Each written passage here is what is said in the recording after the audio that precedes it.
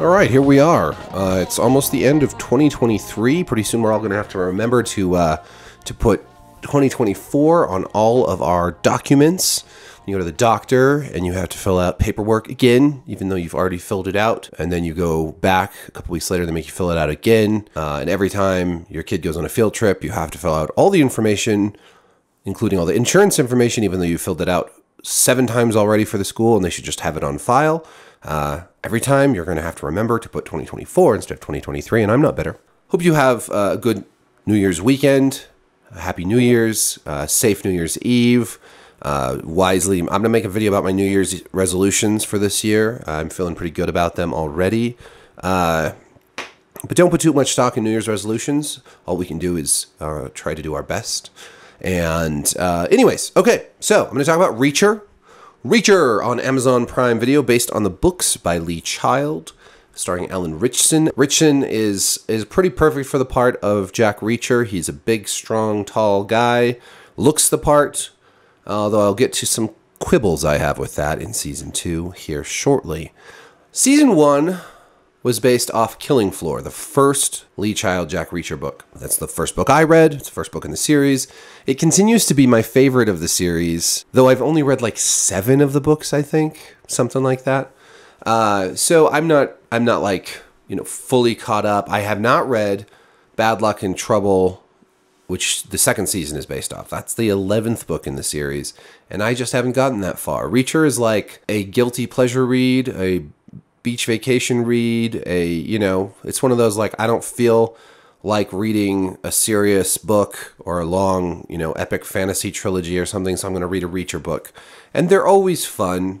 Some of them are more preposterous than others. Some of them, like even the second one, Die Trying, which is about this Montana militia and the FBI daughter kidnapping, and it's so over the top and silly. Like, I didn't like it nearly as much as Killing Floor. Killing Floor is like it's kind of a perfect mystery thriller. It's like it's a great book. Generally, of the ones I've read, the only one that I would call a great book. And not like a great piece of literature, mind you, but a great book, very exciting. The stakes are just the right size for Reacher. Because Reacher's this drifter, right? He's a hobo, basically. Ex-military police, an officer. He was a major, I believe. And grew up military family. Once he left the military, he just kind of drifted. He owns nothing but the clothes on his back and a toothbrush. Because anything more than that, and he'd have to carry a backpack around, which, when you're a 240-pound chiseled, muscular dude, is just too much effort. There's things about Reacher that are kind of silly, but also endearing, right? Like, he's this very big, muscular, violent man, but he's got a heart of gold. He's a big teddy bear in a lot of ways. He always gets the girl, and it's always a different girl. Well, not always, but mostly a different girl each book. He wants to do the right thing. He's smart. He's always working out these tricky mysteries that police and FBI and other government officials can't solve. He's always foiling the bad guys at their devious and diabolical plans. He's Sherlock Holmes with giant biceps. Season 2 is a real disappointment for me. Again, not because I think the book is better, because I haven't read that book, but because I think Season 1 was just so much better in every single way. The writing was better. The chemistry between the characters was much better. Roscoe and Finley, and the whole. I know that's a really close adaptation of the first book, the first season, and it works really well that they stick so close to it. They make some minor changes, but by and large, first book and first season of Reacher are really, really close. And I know just from hearing other people who've read the book for the second season, it deviates a great deal more. And maybe that's part of the problem. I don't know. But basically, my problems with this season, we'll start with Reacher. I think Ritchson bulked up too much. Not because Reacher isn't strong, but because Ritchson he's started to look like, they've made him look kind of like a greasy gym bro. Like, they've made him look a little bit rougher than in the first season, but they've also made him, he's also bulked up and he looks much more awkwardly large. He doesn't look like the street fighter I picture when I picture Reacher. Reacher I picture as like, he's a big, strong guy, but he's lanky, he's fast, he's a boxer, right? He's not a gym bro, and Richardson looks too much like a roided out gym bro in this season. Maybe even in the first season a little bit, but it's worse this time around. Reacher also has a lot less to work with. I'll call this the CW syndrome. Arrow and The Flash both did this, and Reacher's doing it this season. In the first seasons of The Flash and Arrow, and this is not really a spoiler, whatever. In the first seasons, in Arrow, he's like the one fighter. Pretty much. Not 100%, but for the most part, he is the dude that fights. Arrow is, Oliver Queen. In the first season of The Flash, Barry Allen, is the hero. He does the fighting. He has a support team, but he's the fighter. And these seasons are really great for this reason and other reasons. But one of the big problems with both of those shows is that as the seasons went on, they kept bringing on more characters, and then they kept making those characters heroes also. So pretty soon, within a couple of seasons of each show, you don't just have the Flash, but you have like 5 or 6 or 7 people on the team, and they're all like part of the group fighting people. And so the fight scenes all turn into like these big, ridiculous, poorly choreographed, like there's some guys punching over there, and there's a kick, and there's some... Instead of the much tighter, more, I guess, intimate fight scenes from the earlier seasons. And the same thing has happened here. The fight scenes in season 1 were great. They were much more focused on Reacher doing that stuff for the most part, not exclusively, but for the most part. Whereas in this season, we have like the whole team, the Special Investigations Unit, who you do not mess with. They're fighting, they fight the bikers and the drug dealers, and and it's just not the fights aren't as good because of it. They're not nearly as interesting, and constantly we're having Reacher kind of diluted with all these other characters. Instead of getting a Reacher show, we get Reacher and team. And Reacher is not, even though Reacher does work with other characters in every book, he is fundamentally a lone wolf. That's what makes him Reacher. He is not a team guy. And this season, which hops back and forth between flashbacks of when they were in the military and the present, is constantly a team show. And in this first season, of course, he worked with, Roscoe and Finley, and he worked with them, but they weren't part of his team. In a lot of ways, they were at odds to some degree and ended up working together once certain things came to light. More like Russo in this, the policeman, the detective Russo in this season, who I enjoy quite a bit. I enjoy his character, and he's been in other things like The Wire and so forth. But he's a great character, and I actually like his chemistry and dynamic with Reacher more than any of the people on the actual team. And that's a problem, right? That's a problem. So beyond this, the story itself is much, much less interesting. There's less mystery. There is a mystery, but it's like they kind of get through it it's almost rote, I guess. I don't know. I was never like on the edge of my seat, like what's going on here? It's like pretty quickly you realize the general premise of what's going on here. And yeah, there's probably going to be some more twists and turns. I think it's pretty obvious that the character Swan is not actually one of the bad guys, but it's possible that one of the people on Reacher's team is Dixon or O'Donnell, maybe. I don't really care that much about that twist, though. Twists only go so far, and right now, the story itself is just kind of blah compared to the really much more interesting counterfeiting ring in the first season and in Killing Floor itself, which, again, felt like the right-sized problem for Reacher. Like a local problem.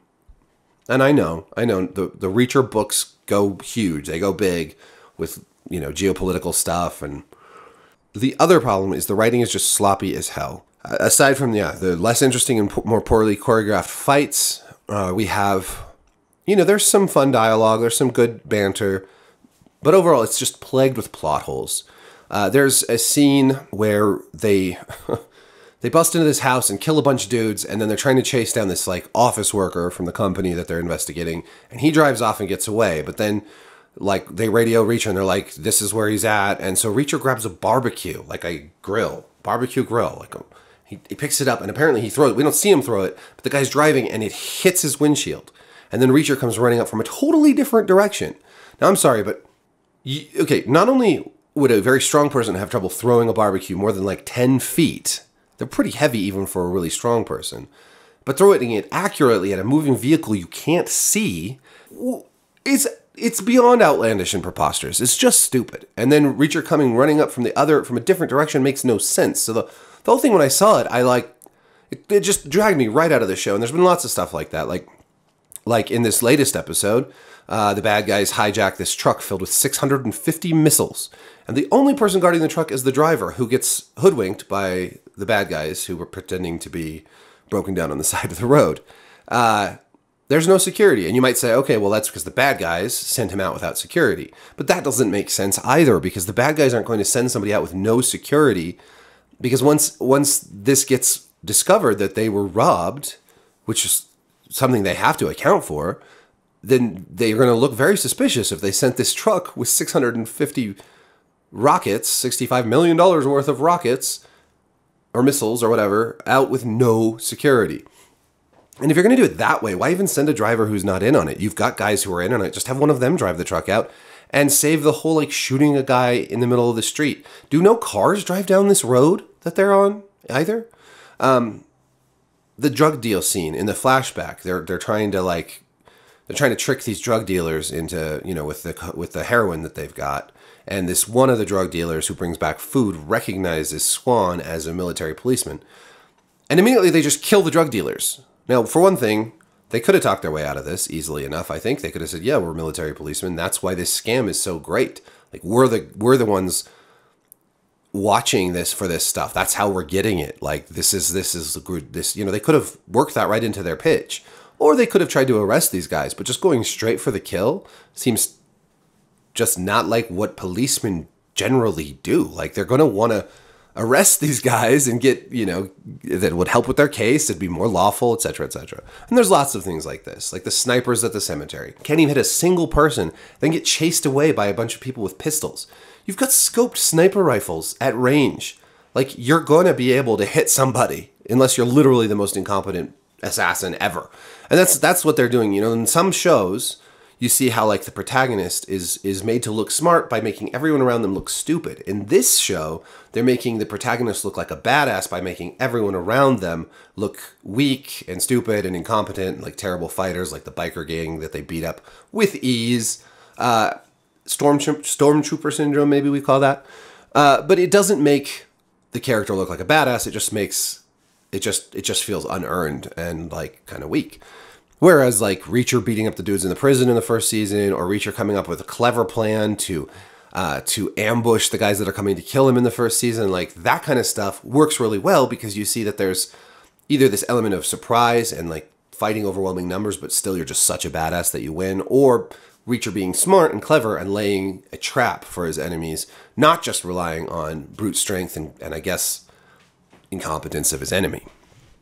Like, why didn't the biker gang bring silenced pistols and just drive up and shoot them? It makes no sense. So overall, I just find this season, and I know I'm leaving a lot of stuff out. There's too much to actually include because there's so many little plot holes and little things that don't make sense. Overall, this season is a real disappointment compared to the first. And it's a good reminder that Rotten Tomatoes, which has this at 100%, or at least last time I checked it did, is usually only based on reviews for the first couple episodes, which often don't give you a full picture of where critics actually stand a few episodes in. Because first couple episodes, I was feeling fine about this. 5 episodes in, I'm not feeling so hot about Reacher Season 2. I still think it's good, kind of mindless entertainment, but I expected more. Season 1 was such a good adaptation of Killing Floor that I was expecting Season 2 to be better, and I hate this. I hate being disappointed. This isn't like a fall from grace like Yellow Jackets was, but it's certainly not what I had hoped for coming into Season 2. So let me know what you think, whether you've read the book that it's based on or not, and whether you think I'm totally off base, or you're also having problems with these plot holes and lack of chemistry and everything else. And, I hope... I don't know. When it comes to Richardson and his build, that's kind of one of those complaints where it's just like maybe they're focusing too much on just making him strong, kind of like Dark Souls wannabe games. Souls-likes are always trying to make it hard without realizing all the other ways that Dark Souls is a great game and what makes it actually tick. It's not just how hard it is. It's about how the world is designed and how the lore is conveyed and how the mood it invokes, or evokes, I should say. And Reacher isn't just strong, he's not just built. There's a kind of hungry wolf aspect to his character. He's not just bulky. He's fast. He's lean. He's He's got reach, right? And that's something that I think maybe they should focus on as they continue to develop this character. He's also got, you know, I want to see more of his rage. I want to see more of, I don't know, I don't feel like he's been given enough to work with this character. And it's not like Reacher is the most complicated character ever. So anyways, let me know what you think. Thank you for watching. Like, subscribe, hit the notification bell. Peace.